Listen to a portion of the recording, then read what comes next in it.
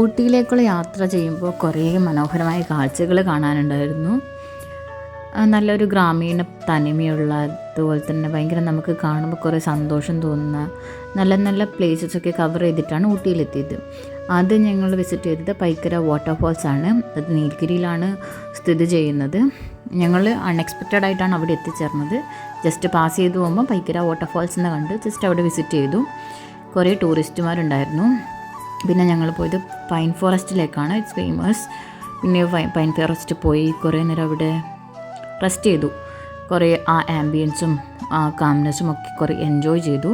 ഒരുപാട് സമയം ഞങ്ങളവിടെ ചിലവഴിച്ചു.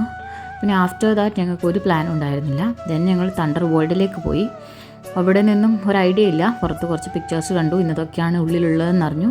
ജസ്റ്റ് അകത്ത് കയറി കണ്ടു. നല്ല വ്യൂസ് ആയിരുന്നു. ഇതൊക്കെ അവർ ക്രിയേറ്റ് ചെയ്തതാണ്, ഒറിജിനൽ അല്ല. ഇതൊക്കെ കണ്ട് ഞങ്ങൾ നേരെ റൂമിലേക്ക് പോയി. ദെൻ ഒരു ഡിഫറെൻ്റ് ആയിട്ടുള്ളൊരു പ്ലേസ്, കോടയൊക്കെ വീണ് തുടങ്ങുന്നുണ്ടായിരുന്നു സന്ധ്യാസമയത്ത്. ഞങ്ങൾ നല്ല സ്ഥലത്തും ഞാൻ ജസ്റ്റ് ക്യാപ്ചർ ചെയ്ത് വെച്ചു. ഭയങ്കര രസം തോന്നുന്ന ടൈപ്പ് ഓഫ് പ്ലേസ്.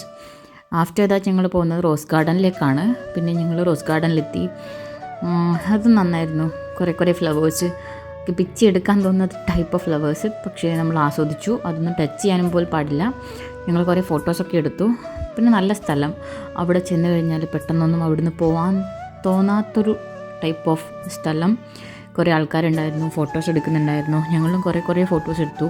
ഫ്ലവേഴ്സ് കാണുമ്പം ചുമ്മാ വിടാൻ തോന്നിയില്ല. അപ്പോൾ കുറേ ഫോട്ടോസും വീഡിയോസൊക്കെ എടുത്തു. അതിൽ കുറച്ച് ഫോട്ടോസ് ഞാൻ ഇവിടെ ഇപ്പോൾ ഇൻക്ലൂഡ് ചെയ്യിച്ചിട്ടുണ്ട്. ദെൻ എനിക്കിങ്ങനെ കുറേ ഗ്രീനറീസ് കാണുമ്പോൾ ഭയങ്കര ക്രേവിങ് ഫോട്ടോസ് എടുക്കാൻ. അപ്പോൾ കുറേ പ്ലേസസ് ഇങ്ങനെ വീഡിയോ എടുത്ത് വെച്ചു. ഭയങ്കര രസമായിരുന്നു ഇതിലൂടെ നടക്കാനും. നല്ല തണുപ്പും അതുപോലെ തന്നെ നല്ല ആംബിയൻസും കുറേ ഫാമിലീസും കുറേ ആൾക്കാരും ഒക്കെ ആയിട്ട്. പിന്നെ അത് കഴിഞ്ഞ് ഞങ്ങൾ ചെന്നത് ബോട്ടിങ്ങിനാണ്. ബോട്ടിങ്ങിന് ചെന്നു. ബോട്ട് ഹൗസിലേക്ക് പോയി. അവിടുന്ന് ടിക്കറ്റ് എടുത്തു. താഴെ ചെന്ന് 2 പേർക്ക് ഇരിക്കാൻ പറ്റുന്ന ബോട്ടിൽ ഞങ്ങളുടെ ബോട്ടിങ് യാത്ര ആരംഭിച്ചു. ഫസ്റ്റ് ടൈമാണ് ഇങ്ങനെ സ്വന്തമായിട്ട് ബോട്ടിൽ പോകുന്നത്. അപ്പോൾ നല്ല രസമായിരുന്നു. ഞങ്ങൾക്ക് 350 റുപ്പീസിന് ഒരു 30 മിനിറ്റ്സ് ട്രാവൽ ചെയ്യായിരുന്നു. ട്രാവലല്ല, ഞങ്ങൾക്ക് ബോട്ടിൽ സഞ്ചരിക്കായിരുന്നു. അപ്പോൾ ഞങ്ങളതൊക്കെ കഴിഞ്ഞ് തിരിച്ച് ബോട്ട് അവിടെ കൊണ്ടുവയ്ക്കണം. നല്ല രസമായിരുന്നു ബോട്ട് ഓടിച്ച് പോകാൻ വേണ്ടിയിട്ട്. It's A different kind of feeling. After that ഞങ്ങളുടെ ബോട്ട് ചെന്ന് പാർക്ക് ചെയ്തു. അതോ അയാളെ ഹെൽപ്പ് ചെയ്ത് ഞങ്ങൾ പുറത്തേക്ക് ഇറങ്ങി. ആ ഒരു 30 മിനിറ്റ്സ് എന്ന് പറയുന്നത് ഭയങ്കര വേർത്തായിരുന്നു.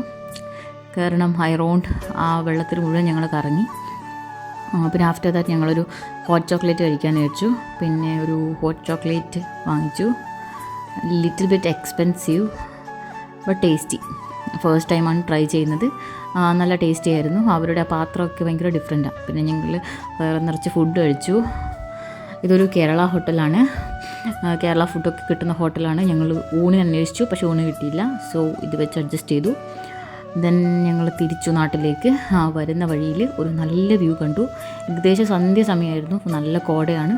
ഭയങ്കര രസമായിരുന്നു അവിടെ പുറത്തിറങ്ങി നിൽക്കാൻ. വരുന്ന മെജോറിറ്റി ആൾക്കാരും അവിടെ ഇറങ്ങി ഫോട്ടോസ് എടുക്കുന്നുണ്ടായിരുന്നു. അങ്ങനെ ഞങ്ങൾ അവിടെ നിന്ന് കുറേ ഫോട്ടോസ് എടുത്തു. നല്ല ആംബിയൻസ്, ഭയങ്കര തണുപ്പായിരുന്നു. ദെൻ തിരിച്ച് നാട്ടിലേക്ക്. ദെൻ 6 hours യാത്ര നാട്ടിലേക്ക് തുടങ്ങി. ഭയങ്കര രസമായിരുന്നു അവരുടെ ആ ഒരു ടൗണും ഇതൊക്കെ. പിന്നെ ഞങ്ങളുടെ നാട്ടിലേക്ക് എത്തി. ഫൈനലി റീച്ച്ഡ് അവർ പ്ലേസ്.